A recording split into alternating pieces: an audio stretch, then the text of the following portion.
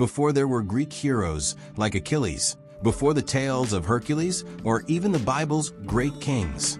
There was Gilgamesh, a man who was said to be 2/3 divine and 1/3 human, a ruler both feared and admired, who set out on a journey that would forever shape the way humanity tells stories. But here's the question: what makes this ancient tale, carved on clay tablets over 4,000 years ago, so powerful that it still speaks to us today? Is it the battles with fearsome beasts, the friendship that changed the course of a king's life, or the haunting search for immortality that mirrors our own deepest fears?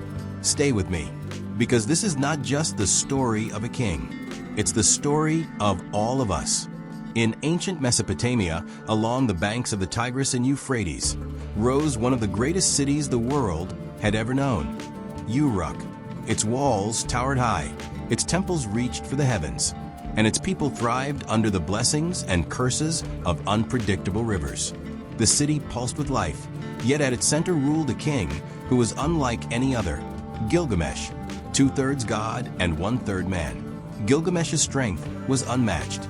His beauty, his wisdom, his skill in war, all seemed divine. Yet, for all his greatness, there was a shadow over his rule. He demanded endless labor from his people. He claimed brides before their husbands. He built tirelessly, driving the men of Uruk to exhaustion. The people both admired and feared him, for he seemed less a man and more a force of nature. Their cries reached the heavens. The gods, listening to the despair of Uruk, decided that balance was needed. No man, however mighty, should stand alone without an equal. And so the goddess of creation, Uruk, formed a being of clay, shaped by her hands and animated by the wilderness itself. His name was Enkidu. Enkidu was no ordinary creation. He was wild, covered in hair, roaming the plains like a beast. He ate grass with gazelles, drank at the watering holes with antelope, and defended animals from hunters. Wherever he went, he undid traps, freed captured beasts, and lived as one with nature. He was strong, untamed, and innocent of human ways. For a time, Enkidu lived in this freedom, but hunters began to notice him. They feared this wild man who ruined their hunts, and so they went to Gilgamesh with their complaints. The king, intrigued and perhaps threatened, devised a plan. If this creature was truly human in form, he could be tamed. Gilgamesh sent a temple priestess, Shamhat, to meet Enkidu, not with violence, but with gentleness. Shamhat found him by the watering hole. She offered him her company, her touch, her knowledge of the human world. For 6 days and 7 nights, she lay with him, and in that union, something changed. When Enkidu returned to the animals, they no longer fled with him. They sensed he was different, no longer one of them. A boundary had been crossed. He had entered the realm of humanity. Shamhat spoke to him of civilization. She described the greatness of Uruk, its massive walls and shining temples. She told him of Gilgamesh, the mighty king, unmatched in strength but arrogant in rule.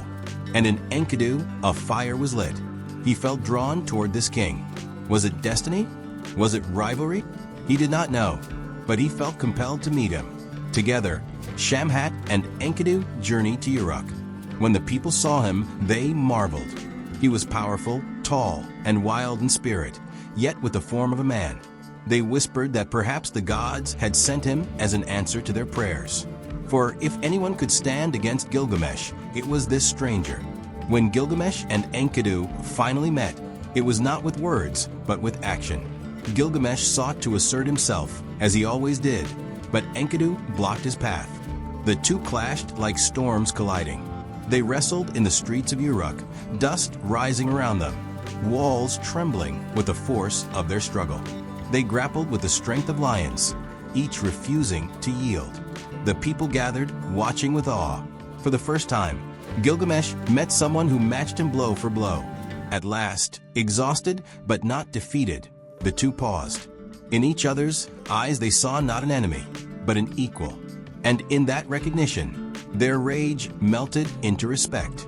What had begun as a battle became the beginning of an unbreakable bond. From that moment, Gilgamesh and Enkidu were inseparable. Brothers not by blood, but by spirit. The proud king had found his companion, the one who could walk beside him as an equal. With Enkidu, Gilgamesh was transformed. No longer a tyrant lording over his people alone, he became a man who laughed, who shared, who dreamed of adventures, not out of selfishness, but out of glory. Enkidu, too, was transformed. From the wilderness he had come, but now he knew the warmth of friendship, the pull of destiny, and the allure of deeds that would echo beyond a single lifetime. Together, the two men dreamed of challenges worthy of their strength. Together, they would leave Uruk's walls to face the unknown. Already, themes deeper than the clash of strength had begun to appear. Civilization versus wilderness.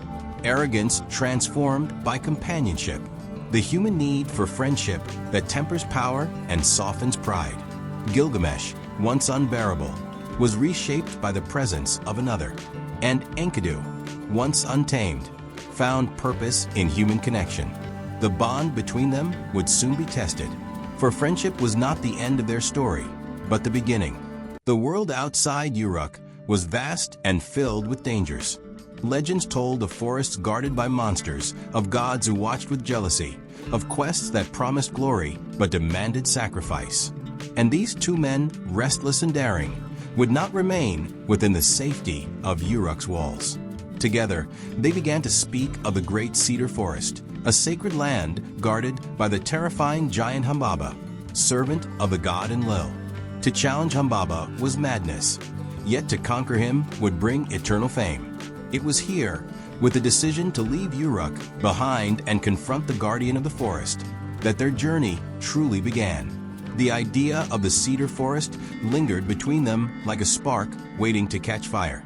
Gilgamesh, restless and eager for a deed that would carve his name into eternity, spoke of Humbaba, the monstrous guardian placed there by the great god Enlil. The forest was said to be filled with trees that touched the sky, cedars so vast and beautiful that they were considered sacred. To conquer such a place, to strike down its guardian, would mean a legacy that no storm of time could erase. Enkidu hesitated. Unlike Gilgamesh, he knew the dangers of the wild. He had roamed among the beasts, listened to the whispers of wind through the trees, and felt the presence of the gods in untamed places. He warned Gilgamesh of Humbaba's power, his roars that shook the mountains, his breath that was fire, his very presence that spread death. To face him, Enkidu cautioned, is to challenge the will of Enlil himself. But Gilgamesh's heart was set. He was not content with the walls of Uruk alone, nor with the fleeting pleasures of kingship. He longed for something greater, the kind of glory that would outlast death. If I fall, he said, then at least I will leave a name that endures. If I succeed, my fame will be written forever.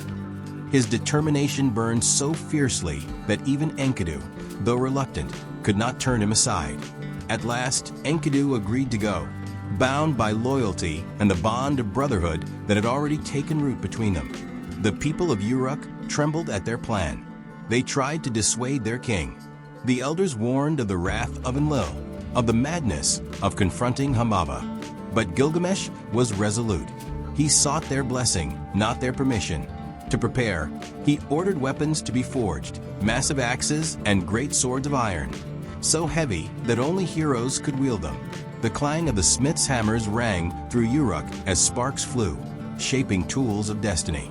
Before departing, Gilgamesh and Enkidu made offerings to the gods.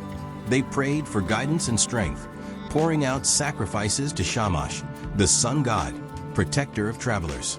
Shamash, moved by Gilgamesh's courage, agreed to watch over them, promising his rays of light would pierce even the darkest places of the forest.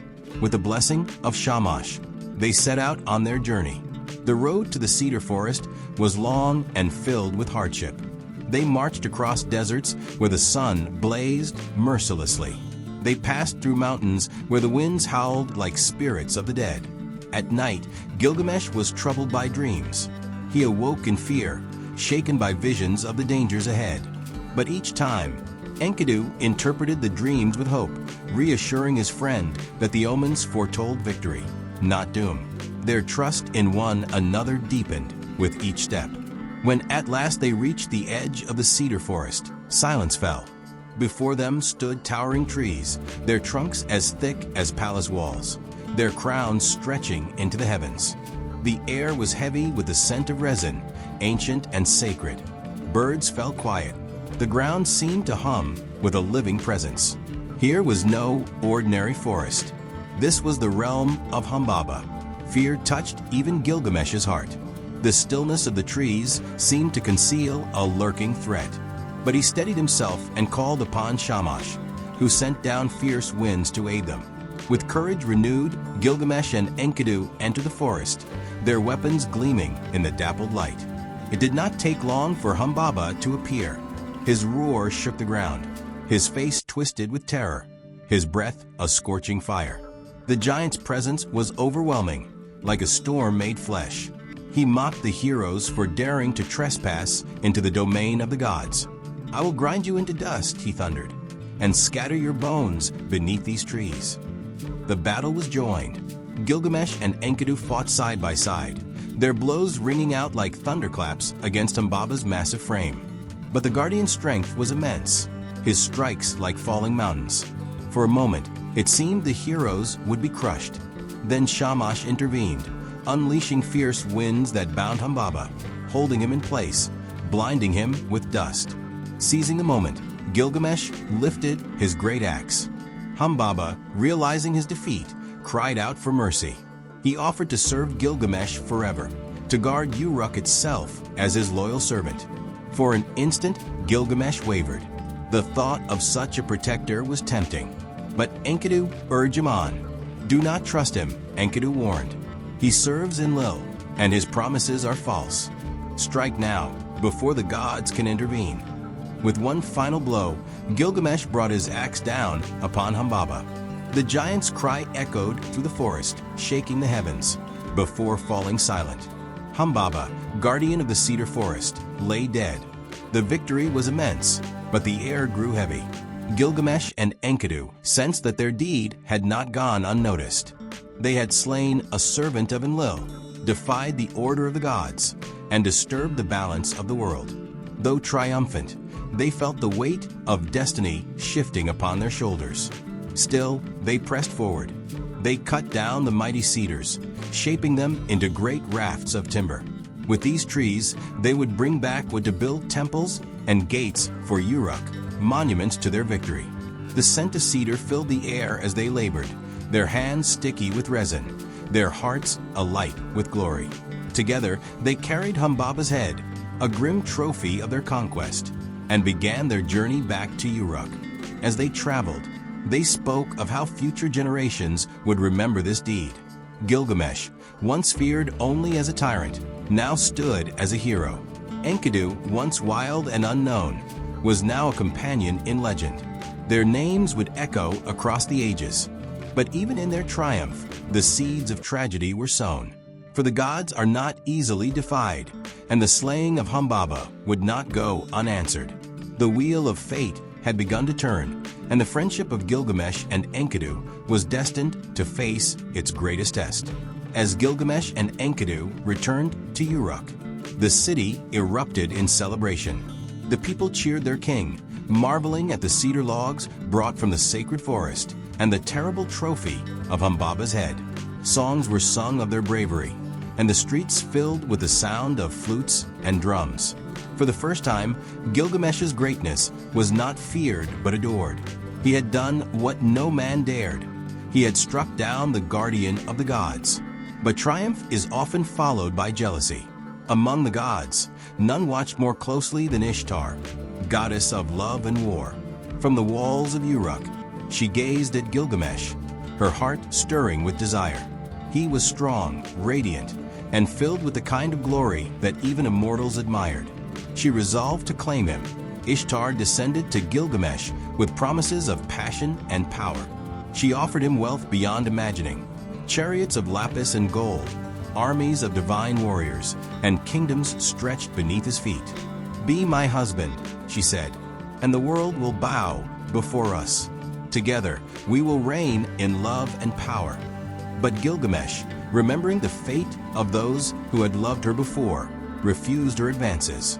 he spoke with scorn, listing the lovers Ishtar had betrayed and destroyed, Tammuz, the shepherd god, whom she condemned to endless mourning, the lion, whose back she broke, the stallion, whose fate she twisted with a bridle and whip, the shepherd bird, whose wings she tore away.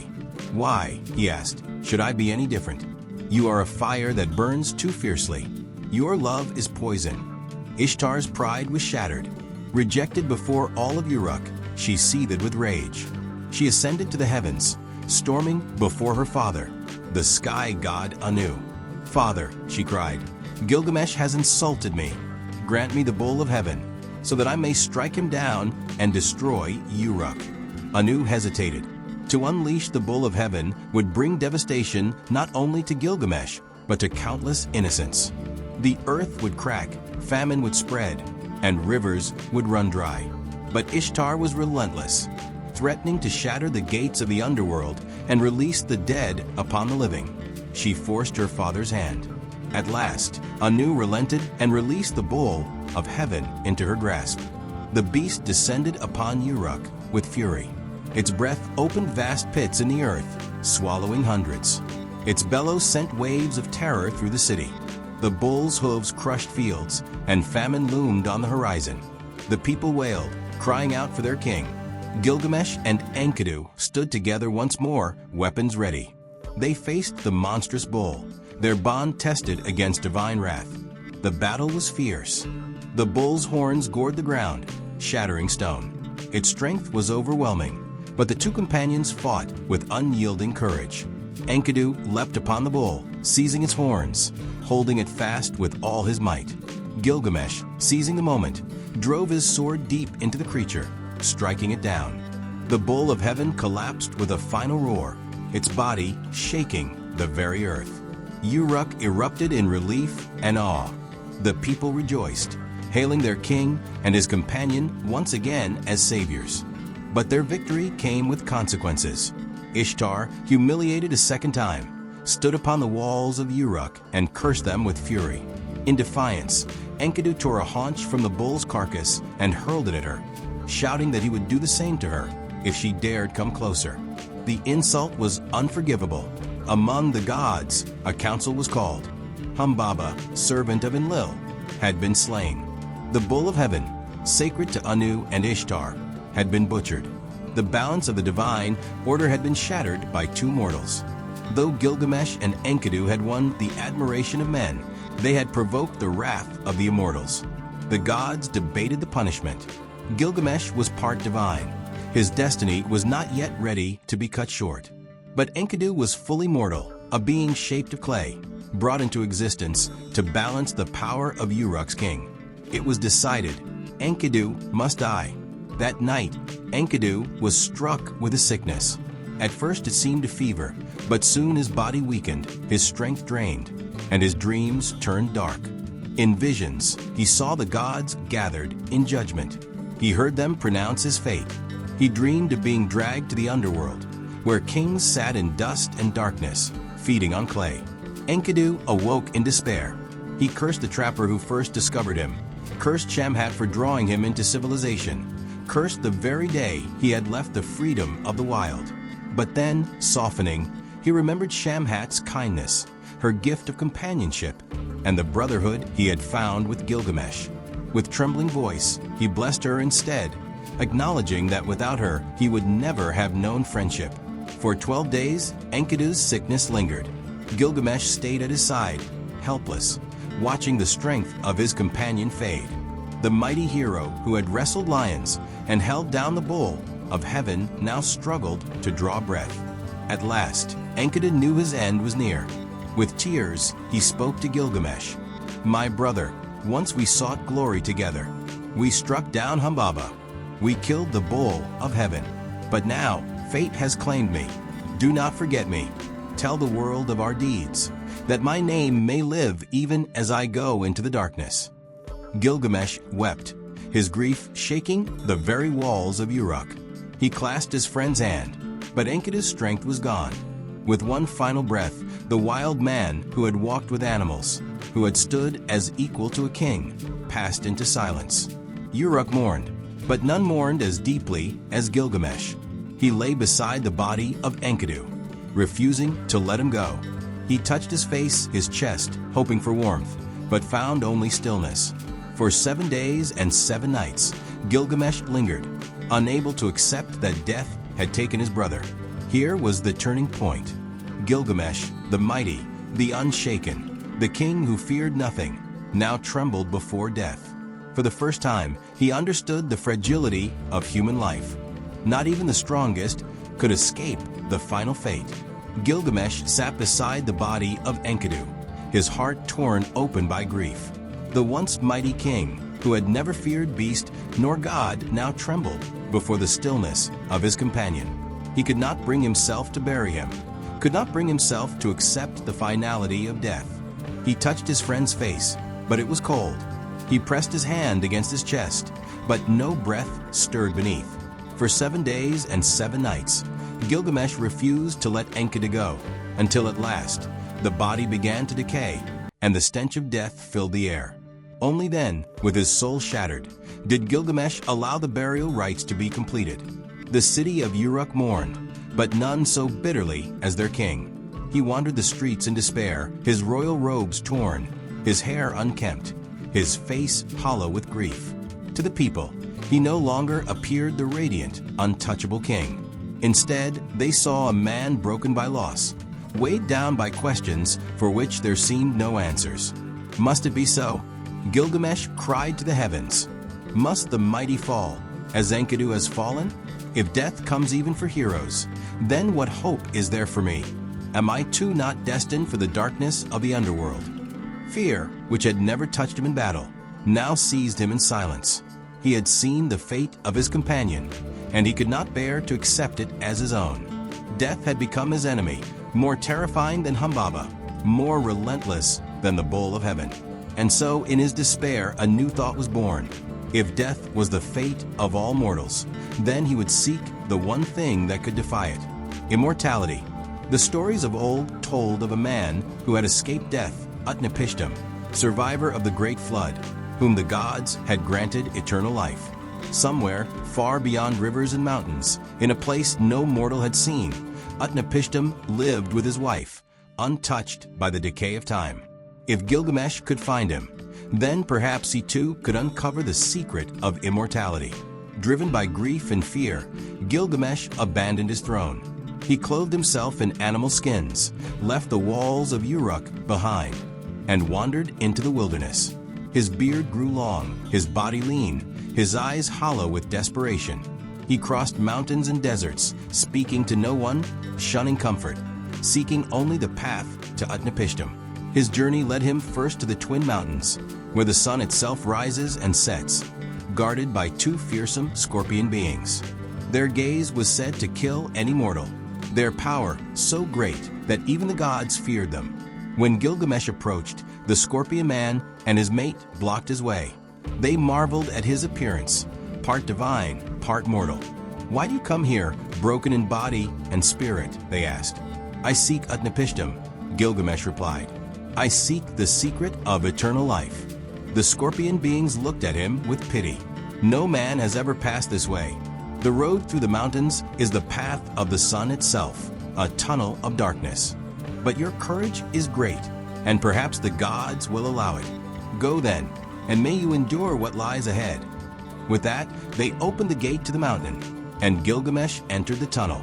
For 12 leagues, he walked in total darkness. The air was heavy, the silence absolute, and fear gnawed at his heart. Yet he pressed forward, step after step, until at last he emerged into a garden of dazzling beauty. Before him stretched trees with jewels for fruit. Their branches glittered with carnelian, their leaves with emerald, their trunks with crystal.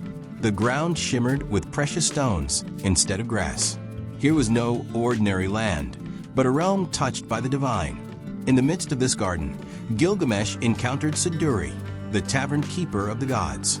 She watched him warily, for he looked more beast than king, his clothes ragged, his face worn with grief. "Why do you wander so, Gilgamesh?" she asked. "Your cheeks are hollow, your spirit broken. Where do you seek to go, across seas no man has crossed?" Gilgamesh told her of Enkidu, of death, and of his quest for immortality. Siduri, moved by his suffering, yet bound by wisdom, counseled him otherwise. Gilgamesh, no man may escape death. The gods gave life, but they kept immortality for themselves. Fill your belly with good food. Dance and be merry. Cherish the child who holds your hand. Delight in your wife's embrace, for this is the portion of man. But Gilgamesh would not listen.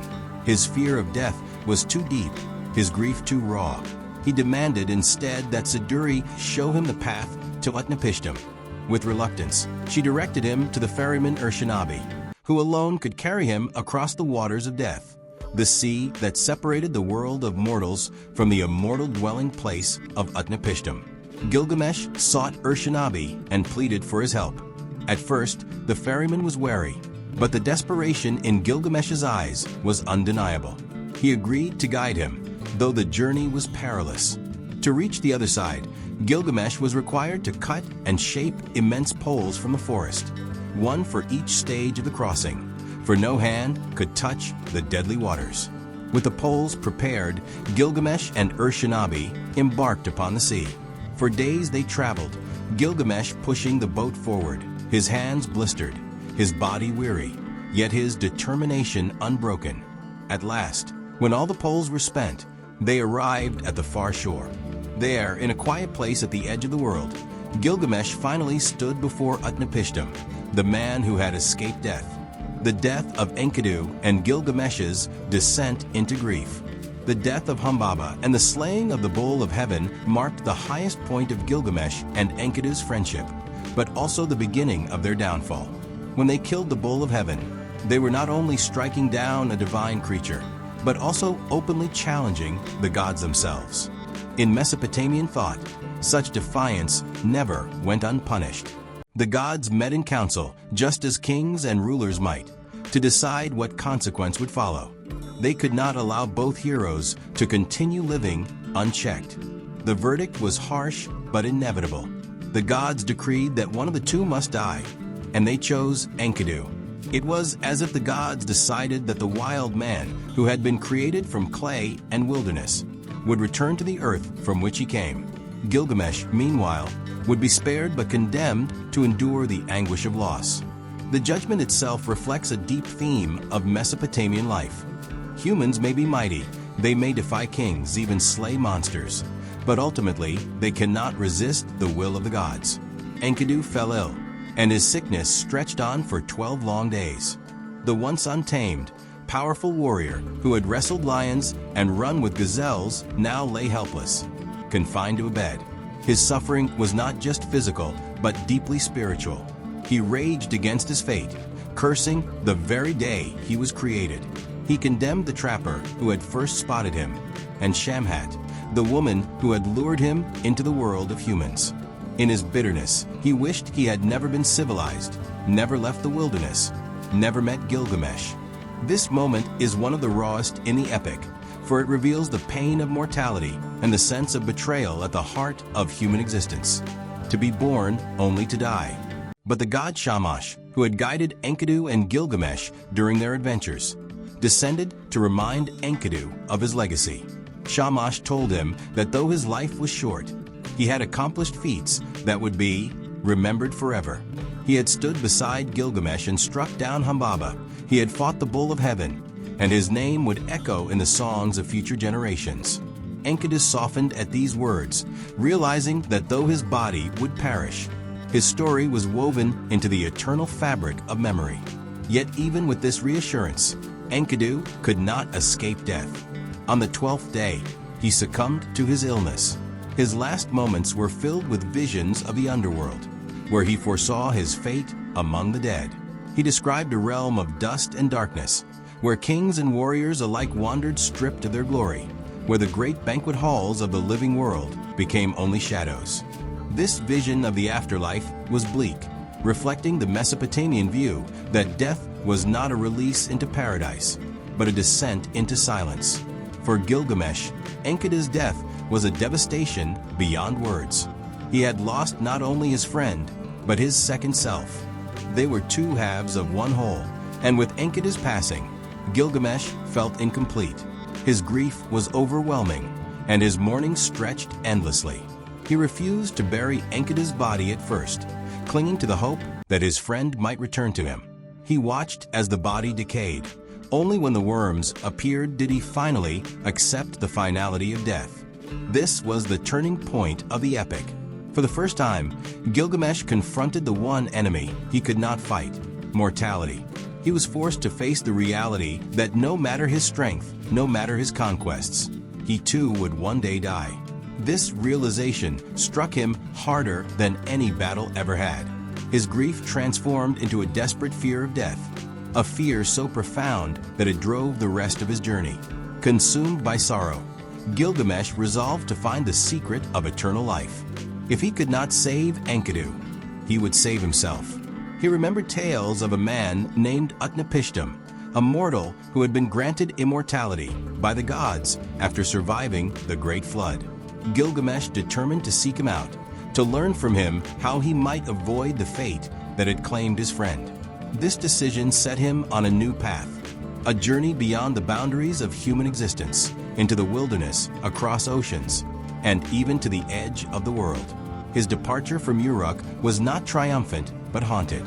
He wore the skins of animals, his hair grew wild, his face hollowed with grief. He abandoned his throne, his people, his city, all the marks of civilization, because none of it could give him what he now craved. His heart beat with only one desire: to find the key to immortality. Gilgamesh wandered the wilderness until he reached the twin mountains of Meshu, said to guard the rising and setting of the sun. These mountains were immense, their peaks piercing the heavens, their roots plunging deep into the underworld. The gates of Meshu were guarded by fearsome scorpion men, creatures half human, half scorpion, whose gaze was said to strike death into mortals. When they saw Gilgamesh, they marveled that a man of flesh dared approach. They questioned him, warning that no human could survive the journey through the darkness that lay beyond. But Gilgamesh, driven by grief and desperation, declared his purpose. He would find Utnapishtim, no matter the cost. The scorpion men, seeing the determination in his heart, allowed him to pass. Thus began one of the most terrifying trials of the epic. Through the mountain lay a tunnel that spanned 12 leagues of utter darkness. For 12 leagues, there was no light, no stars, no moon, no sun, only endless black. Gilgamesh stumbled forward blindly, his hands scraping against the stone walls, his breath shallow, his mind nearly breaking under the weight of fear. He pressed on, guided by sheer willpower, until at last he reached the end of the 12th league.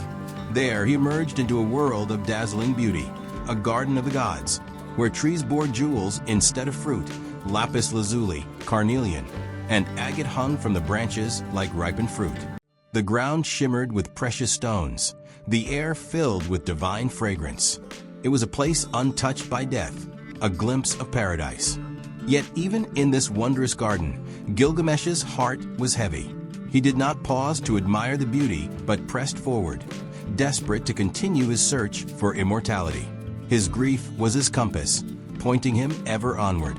The death of Enkidu, then, serves as the great rupture in the epic. It is the moment when Gilgamesh transitions from king and hero to wanderer and seeker. It is the moment when the epic moves from triumph to tragedy, from strength to vulnerability. And it is the moment that crystallizes the central theme of the story: the inevitability of death and humanity's struggle to accept it. The world that Gilgamesh inhabited was once steeped in myth, yet rooted in the realities of ancient Mesopotamian life. Floods, famines, the cycles of planting and harvest, all were seen as governed by divine will. Yet among these forces of nature, there lingered one story that transcended the boundary between myth and memory, legend and truth. That was the tale of the Great Flood, a story known not only in Mesopotamia, but echoed across cultures, from the Hebrew Bible's account of Noah to the later myths of Greece and beyond. It is here that Gilgamesh, in his desperate pursuit of immortality, encounters the man who embodies this link between mortal and eternal, Utnapishtim. After surviving the perilous crossing of the waters of death, Gilgamesh finally stands in the presence of the flood survivor. Utnapishtim is not a warrior, not a mighty king, or a god in shining splendor. Instead, he is described as an old man, ordinary in appearance, someone one might pass by without notice. And yet, behind those aged eyes is a secret no mortal has ever learned, a secret that the gods themselves decreed should remain hidden, except for this one exception. Gilgamesh, weary and broken from his long journey, lays bare his anguish. He tells Utnapishtim of Enkidu's death, of the agony of grief, of the fear that has consumed his heart. He speaks of how he has crossed mountains, faced lions, braved darkness, and even the deadly waters, all for the hope of discovering how he too might escape death. The King of Uruk, once arrogant and untouchable, now kneels before a man who carries the wisdom of survival. And so Utnapishtim begins to tell his tale, a story that transports both Gilgamesh and us as listeners back to a time when the world was young, when the gods were still shaping the destinies of humankind. The gods, Utnapishtim explains, had grown weary of humanity. Men multiplied, their voices too loud, their quarrels unending. The gods, disturbed by this clamor, convened a council. Led by Enlil, the great god of wind and storms, they decreed that mankind should be destroyed in a flood that would sweep away every living thing. But one among them, Ea, the god of wisdom and water, felt compassion. Ea whispered the secret to Utnapishtim in a dream, warning him of what was to come and giving him precise instructions. Build a ship, Ea said, an enormous vessel, sealed with pitch, strong enough to withstand the deluge. Take with you your wife, your family, and the seed of all living creatures. Abandon your possessions. Abandon your wealth. Save only life itself. Utnapishtim obeyed. He and his people labored to construct the great ship, a massive cube-shaped vessel, its walls high, its decks divided into compartments. His neighbors mocked him, ridiculing the strange project, blind to the doom that loomed on the horizon. And then, when the skies grew dark and the clouds gathered, Utnapishtim entered the ark with his kin, sealing the doors shut. The flood began. For 6 days and 7 nights, storms raged, winds howled, water surged. The heavens poured down torrents, while the earth belched forth floods from below. Mountains disappeared beneath the waves. Cities were swallowed whole. Even the gods, Utnapishtim recalls, trembled at the devastation they had unleashed. They cowered like frightened dogs, retreating to the heavens, overwhelmed by the destruction of their own design. On the 7th day, the storm finally ceased. The sea lay flat as a sheet of glass, silent and still. The world was drowned. Utnapishtim's ship, drifting aimlessly, came to rest upon the mountain of Nizur. When the waters began to recede, he released a dove, which returned. He released a swallow, which also returned. Finally, he released a raven, and the raven did not return, signaling that the earth was once again habitable. Utnapishtim emerged, built an altar, and offered sacrifices to the gods. The aroma of the offerings rose to the heavens, drawing the gods who regretted their actions, who mourned the destruction of humankind. Enlil, still furious that one man had survived, demanded to know how Utnapishtim had been spared. Ea answered him, defending his decision, explaining that punishment should be measured, not absolute. To destroy all life was too harsh, too reckless. And so, in a rare moment of concession, Enlil relented. He granted Utnapishtim and his wife a gift no mortal had ever been given: immortality. They were set apart to live forever at the mouth of the rivers, witnesses to a world they no longer fully belonged to, guardians of a story that spanned eternity. As Utnapishtim finishes, Gilgamesh is left stunned. Here is the truth he has been seeking, the knowledge of how one man escaped death. But as Utnapishtim explains, it is not a path open to others. His immortality was not earned by heroism or by conquest. It was a singular exception, a one-time gift from the gods. No other mortal, not even the great Gilgamesh, can hope to receive such a fate. Gilgamesh's heart sinks. His long journey, his endless suffering, his desperate search, all seem to crumble into dust. The fear that drove him, the hope that sustained him, begins to collapse under the weight of Utnapishtim's words. He has come so far, only to be told that his quest is futile. And yet, Utnapishtim, seeing the anguish of this weary king, offers him one last chance, a test. If you can conquer sleep, he says, you may have hope of conquering death. For sleep is but a shadow of death, its twin in the realm of mortal existence. Gilgamesh agrees, though exhaustion already gnaws at his body. He sits down, determined to resist slumber, but the weight of his journey, the endless nights of wandering, overwhelm him. Within moments his eyes close, and he falls into a deep, unshakable sleep. For 6 days and 7 nights he sleeps without waking, while Utnapishtim's wife bakes a loaf of bread each day and places it beside him. When Gilgamesh finally awakens, he insists he has only just closed his eyes. But the hardened loaves of bread lined up beside him are proof of his long slumber. He could not conquer even sleep. How then could he hope to conquer death? It is a crushing realization. The mighty king who once ruled with arrogance, who sought eternal life, now faces the truth of his own limits. Death is inescapable. His quest has failed. And yet, though defeated, Gilgamesh's journey is not entirely in vain.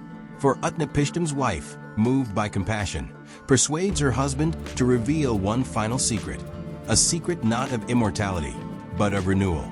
She urges him to tell Gilgamesh of a plant that grows deep beneath the waters, a plant said to restore youth. Utnapishtim relents. He explains that if Gilgamesh can retrieve this plant, he may not live forever, but he may regain his youth, refreshing his weary body, starting life anew. It is not eternity, but it is something. And so, with one last glimmer of hope, Gilgamesh dives into the waters, ties stones to his feet, and plunges deep into the abyss. At the bottom, he finds a plant, spiny and thorned, but radiant with power. He cuts it loose and ascends to the surface, triumphant at last. In his hands, he holds a treasure not of endless life, but of renewal. He dreams of taking it back to Uruk, of sharing it with his people, of beginning again. Perhaps this is enough. But fate, as always, has other plans. The journey across the waters of death. Gilgamesh, having heard the wisdom of Siduri and the grim truth of Urshanabi, refused to surrender. His heart still burned with the desire to defy mortality. Guided by the boatman, he prepared for the most perilous part of his quest, the crossing of the waters of death. This was no ordinary sea. It was a vast, still expanse, stretching endlessly, shimmering with an eerie, lifeless calm. No bird dared to fly across it. No fish disturbed its surface. The waters of death were absolute in their danger. Just a touch, just the smallest slip into them, and life would be extinguished forever. Urshanabi explained to Gilgamesh the challenge before them.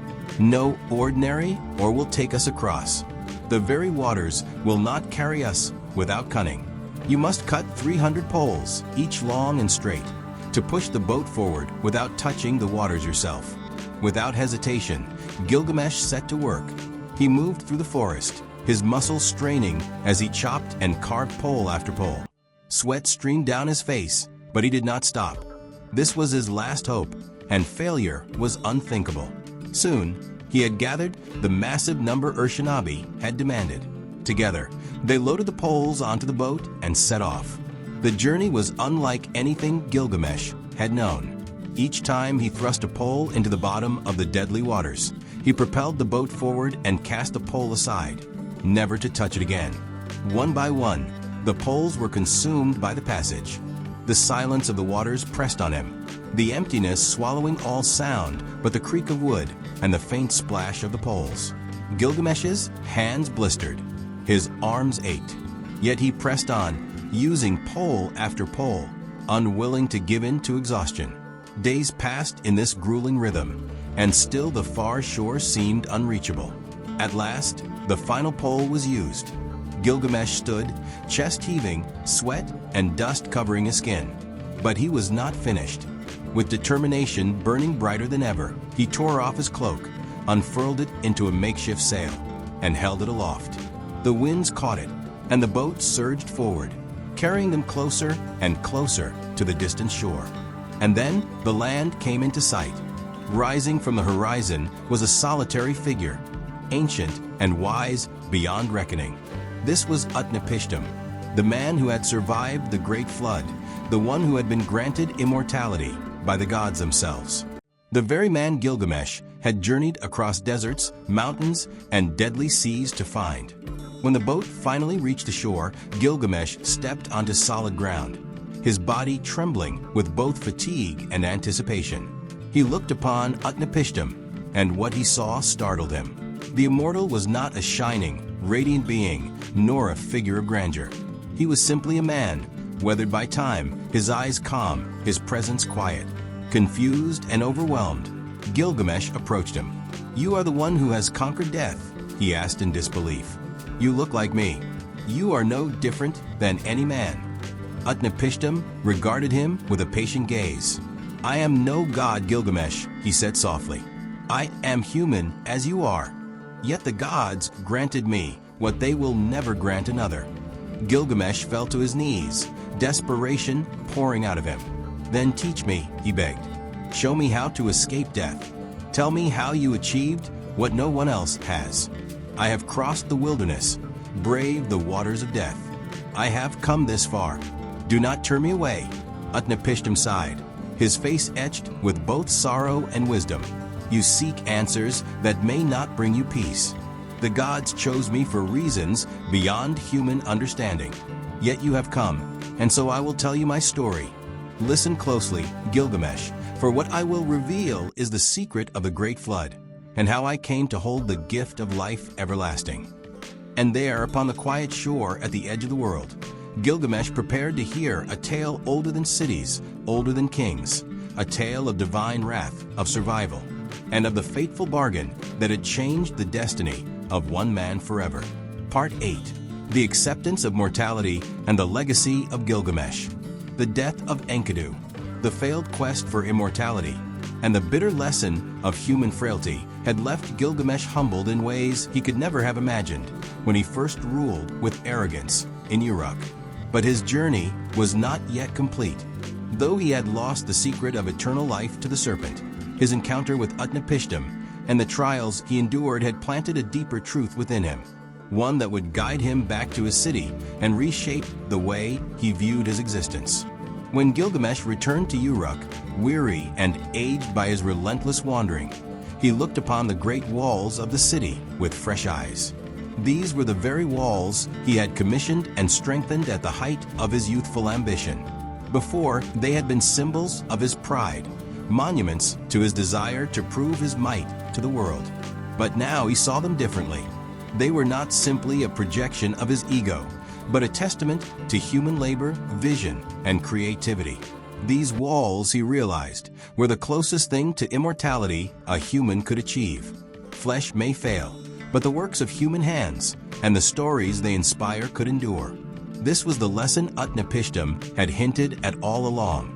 Eternal life was not a gift given to mortals, nor could it be stolen by cunning or bravery. Instead, humans live on through what they build, the communities they nurture, and the memories they leave behind. Gilgamesh at last understood. As he stood before the gates of Uruk, he no longer carried the restless urgency that had once driven him to seek glory in battle or eternal fame through conquest. Instead, he carried wisdom, a gift forged in grief, loss, and reflection. He now understood that kingship was not about dominating his people, but about protecting them, guiding them, and ensuring their lives were enriched under his care. The epic, in its closing movement, subtly shifts from myth to meditation. Gilgamesh is no longer the hero who slays monsters or wrestles gods. He is the man who has learned to live with mortality, who has discovered that meaning is found not in eternity, but in the fleeting beauty of human life. Enkidu's death had once plunged him into despair, but now Gilgamesh found peace in the thought that his friend's memory lived on within him. Every tale told of Enkidu's bravery, every memory of his laughter or companionship was a kind of immortality. Enkidu might have returned to the dust, but his bond with Gilgamesh had forever changed the king's heart. The scribes who composed the epic captured this transformation with remarkable depth. They remind us that the story of Gilgamesh is not just about adventures or divine encounters, but about the universal human struggle with death and the search for meaning. In the end, Gilgamesh accepts what all humans must accept, that we are mortal, but our lives can still echo across time if we live with purpose. The story concludes with a return to where it began, the walls of Uruk. Gilgamesh invites us, the listeners and readers, to gaze upon these walls as he does. They are more than stone. They are symbols of civilization, of human resilience against chaos and destruction. They embody what separates humans from the wilderness that Enkidu once inhabited. They remind us that though our lives are short, we are capable of creating things that outlast us. It is here that the epic circles back to its opening lines, framing itself as both a story and a legacy. The tale of Gilgamesh is written down, inscribed on clay tablets, ensuring that his name and his journey will be remembered long after his body has returned to the earth. The irony, of course, is that Gilgamesh does find a form of immortality, not through the plant of rejuvenation, not through divine intervention, but through story itself. His deeds, his failures, his grief, and his wisdom endure in words, retold across millennia. In this way, the Epic of Gilgamesh achieves something extraordinary.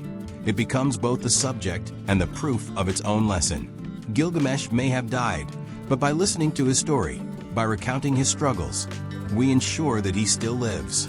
He sought eternal life, and though he failed to grasp it in the literal sense, he gained it in a far more profound way. The last passages of the epic remind us that mortality need not be a curse. It is mortality that gives urgency to love, to friendship, to creation, to justice. Without death, life would have no shape, no meaning. The tragedy of Enkidu's passing, the futility of Gilgamesh's desperate quest, all of it is woven together to teach this truth.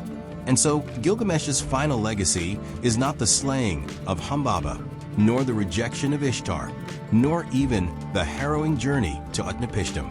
It is his acceptance of what it means to be human. It is his transformation from a tyrant who oppressed his people into a wise king who cherished them. It is the enduring reminder that while we cannot live forever, we can live well, and in doing so, leave behind something that matters. As the tablets close, one is left with a profound stillness. The roar of battle, the cries of grief, the crashing waves of the great flood, all of it fades into quiet reflection. The figure of Gilgamesh, once towering with arrogance, now stands humbly among the people of Uruk, a man at peace with his fate. The world's first epic ends not with triumph or tragedy, but with wisdom. It ends by inviting us to look at our own lives, our own mortality, and to ask ourselves what we will leave behind. Like Gilgamesh, we may rage against death, we may wander in search of answers, but ultimately, we must learn the same lesson, that our immortality lies not in escaping death, but in the stories we create, the bonds we form, and the legacies we leave for those who come after. Thus, the story of Gilgamesh comes to a close, not as a tale of gods and monsters, but as a mirror held up to the human condition. It is a story that began over 4,000 years ago, yet still resonates with us today, for the questions it asks are eternal. What does it mean to be human? How do we face death? Where do we find meaning? Gilgamesh found his answers in the walls of Uruk, in the memory of Enkidu, and in the wisdom he gained from his journey. And now, as we remember his story, we too share in that immortality.